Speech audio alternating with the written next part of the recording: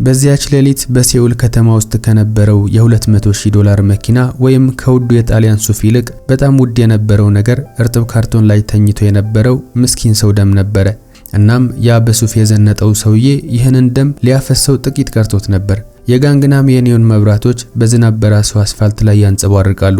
የትልቅ የቴክኖሎጂ ኩባንያ ዋና ስራ አስፈጻሚ የሆነው ጂንሱ ከአንድ ዘመናዊ ናይት ክለብ ወጣ። ጂንሱ የሰዎችን ዋጋ በገንዘብ ብቻ የሚለካና ዝምታን እንኳን በገንዘብ መግዛት እንደሚቻል የሚያምን ሰው ነው። የእጅ ሰዓቱን እየተመለከተ ብርማ ከለር ወደ ነበራት ውድ መኪናው አመራ። በመኪናው ጎማ ስር ላስቲክ የለበሰ ሰው በብርድ ምክንያት ተኮራምቶ ነበር። ይህ አዛውንት ሚስተር ሃን ይባላል። በዝናቡ እየተንቀጠቀጠ ነበር። ጂንሱ መኪናውን ሲከፍት ሚስተር ሃን ገንዘብ ለመለመን ሳይሆን ለመነሳት የሱን ድጋፍ ፈልጎ ቆሻሻ እጁን ዘረጋለት።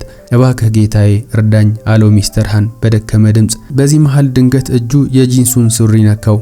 ጂንሱ በድንጋጤና በመጸየፍ እየተመለከተው ጮኸበት። ይባስ ብሎም ሽማግሌውን አዛውንት በውድ ዋጋ በተገዛው ጫማው የጎድን አጥንቱን መታው። ዞር በል ካጠገቤ አንተ ቆሻሻ ሽማግሌ እያለ ጮኸበት። አዛውንቱ ሚስተር ሃንም በዝናቡ ላይ ወደቀ። ህመም እየተሰማውና ትንፋሹ እየተቆራረጠ ነበር። ባለሀብቱ ጂንሱ ወደ ኋላ አልተመለከተም። መሐረቡን አወጣና ለማኙ የነካውን የሱሪውን ክፍል አጸዳ። ከዛ በኋላ መሐረቡን የአዛውንቱ ፊት ላይ ወረወረና መኪናውን አስነስቶ እየነዳ ሄደ። ነገር ግን ከ10 ደቂቃዎች በኋላ ያልታሰበ አሰቃቂ ሁኔታ ተፈጠረ። ጂንሱ ስለ ቢዝነስ በስልክ እያወራ በከፍተኛ ፍጥነት እየነዳ ነበር። ዝናቡ ደግሞ መንገዱ አስቸጋሪ አድርጎበታል። ጂንሱ ከፊት ለፊቱ የነበረው የጭነት መኪና ሲንሸራተት አላየም ነበር።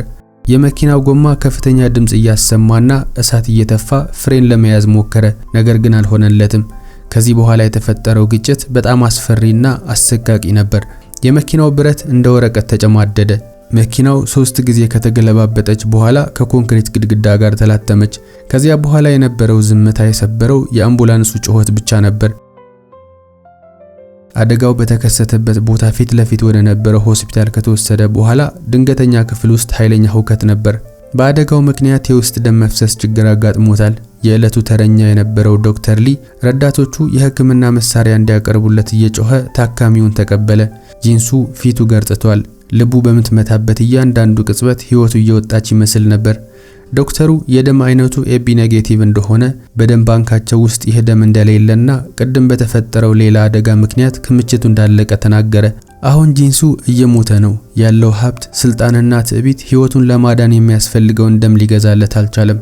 ዶክተሩም ደም የሚለግስ ሰው እንዲፈለግና ቤተሰብ እንዲጠራ እየተናገረ ነበር። ጉዳቱ አንገብጋቢ ስለነበረ ዶክተሩ ጊዜ እንደሌለው ተረድቶ ነበር። በሌላ በኩል እንግዳ ማረፊያው ክፍል ውስጥ ፖሊሶች አደጋው ሲፈጠር የተመለከተ የአይን ምስክር ይዞ መጥቶ ነበር።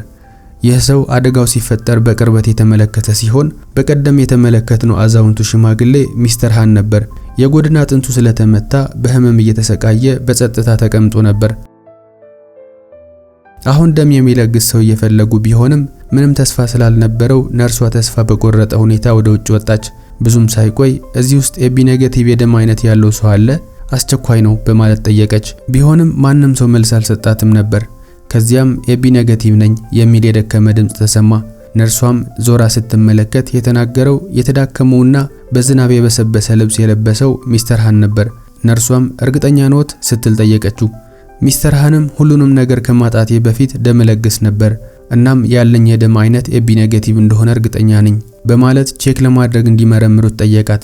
ከዚያ በኋላ ወዲያውኑ ወደ ውስጥ አስገቡት። ደሙ ከተመረመረ በኋላ እንደተናገረው ኤቢ ኔጌቲቭ እንደሆነ ተረጋገጠ። ደሙን ለመለገስ እያዘጋጁት በነበረበት ጊዜ ነርሷ የጎድን አጥንቱ ላይ የነበረውን ቁስለት ስትመለከት እንዴት እንደተፈጠረ ጠየቀችው። ሚስተር ሃን በቀዶ ጥገና አልጋ ላይ ተኝቶ የነበረውን ሰው እየተመለከተ ከአንድ ሰዓት በፊት እንደ ውሻ ያበሳበሰው ሰው ራሱ እንደሆነም ተረዳ። የተመታበትን ጫማም በትክክል አይቶ አውቆታል። ነገር ግን እውነታውን መናገር ስላልፈለገ ወድቄ ነው በማለት በለስላሳ ድምጽ ዋሽቶ መለሰላት። በተጨማሪም ጥያቄውን ትታ ደሙን እንድትወስድና ሰውየው እንድታድነው ነገራት። አሁን ነርሷ ደሙን መውሰድ ጀምራለች። የተናቀው ህብረተሰብ የጣለውና እየለመነ የሚተዳደረው ሚስተር ሃን ያንን ትዕቢተኛ ባለሀብት ለማዳን ንጹህ ደሙን እየለገሰ ነው። አጋጣሚው በጣም አስገራሚ ነበር። ጂንሱ ሱሪው እንዳያቆሽሽበት አራግፎ የጣለውና እንደ ቆሻሻ ያበሳበሰው ሰውዬ አሁን ልቡ እንዲመታ ምክንያት የሚሆን ብቸኛ ፍጥረት ሆኗል። ከሁለት ቀናት በኋላ ጂንሱ በቪአይፒ ክፍል ውስጥ አይኑን ገለጠ። ዶክተሩ አሁንም ካጠገቡ ቆሟል። ለጂንሱም በጣም እድለኛ ሰው እንደሆነና በቂ ደም ስላልነበራቸው እንግዳ ማረፊያ ክፍል ውስጥ የሚገኘው ሽማግሌ ሰውዬ ባይኖር ኖሮ የመሞት እድሉ በጣም ሰፊ እንደነበረ ነገረው። ባለሀብቱ ጂንሱ በችኮላ ጠየቀ። የሰውየውን ማንነት ማወቅ እንደሚፈልግና የብዙ ገንዘብ ቼክ እንደሚጽፍለት ተናገረ። ስንት ልጻፍለት? 1 ሚሊዮን፣ 10 ሚሊዮን እያለ ነበር። ዶክተሩ ከፊቱ ዞር ሲል አንድ ጥግ ላይ የተቀመጠውና ነርሶች የሰጡትን ሞቅ ያለ ምግብ እየበላ የነበረው አዛውንቱ ሚስተር ሃን ታየ። ፊቱ ቢታጠብም አሁንም የበቀደሙ አሮጌ ልብሱ ለብሷል። ጂንሱ ሽማግሌውን ሲመለከት ደነገጠ። በዝናብ ላይ ሲመታውና ሱሪውን የጠረገበትን የጨርቅ መሐረብ ፊቱ ላይ የጣለበትን ሁኔታ አስታወሰ። ጂንሱ በመጸጸትና በሐፍረት ድምጹ እየተንቀጠቀጠ እሱ ነው ለኔ ደም የለገሰው በማለት ጠየቀ። ዶክተሩም ህይወቱ ያተረፈለት ሰው እሱ እንደሆነ ነገረው። ሚስተር ሃን እንደተለመደው አንገቱን ደፍቶ ከተቀመጠበት ተነሳ። ህይወቱ ስላተረፈለት ገንዘብ አልጠየቀም። ይቅርታ እንዲጠይቀውም አልፈለገም። ጥላቻ በሌለውና በሐዘኔታ አይን ጂንሱን ተመለከተው። መንገዱ ያንሸራትታል ጌታዬ፣ ስትነዳ ጥንቃቄ አድርግ በማለት ሚስተር ሃን በለስላሳ ድምጽ ከተናገረ በኋላ ጥሎት ወጣ። ጂንሱ በአልጋው ላይ ሆኖ እንባው እየወረደ ነበር።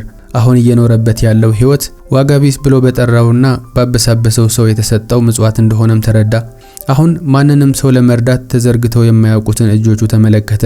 እናም ገንዘብ ሀብታም እንደሚያደርግ ሰው መሆን ግን ህያው እንደሚያደርግ በመረዳት ካሁን በኋላ ሰው ለማክበርና ለመርዳት እንደወሰነ እየነገረን ታሪካችን እዚህ ላይ ያበቃል።